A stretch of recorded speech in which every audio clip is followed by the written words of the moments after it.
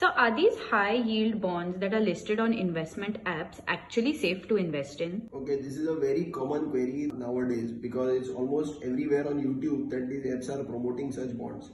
But let me read out the disclaimer what is put out on one of those apps itself.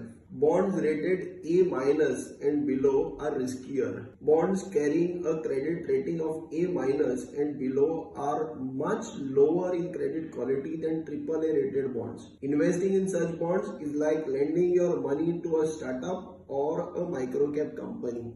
Let me tell you, AAA means the best credit quality, and A and minus it's low credit quality. All these bonds which are low in credit quality carry higher return as well as higher risk, especially the risk of default. Now these bond apps don't have a proper thought process in an individual investor's portfolio, whereas investors have to decide their risk appetite and take a cautious call whether they want to invest in these bonds or not, because there is a higher default risk in these particular bonds. Why are such apps promoting these bonds? Now, first of all, it is not illegal to have these apps because they just act as a platform for buying and selling these bonds. And it's like this, on a cigarette packet it's mentioned smoking kills, but people do smoke, right? Yes. So it's like that. So you want to get into something riskier, you are free to do, but you should know the risk because the apps only say that it is riskier.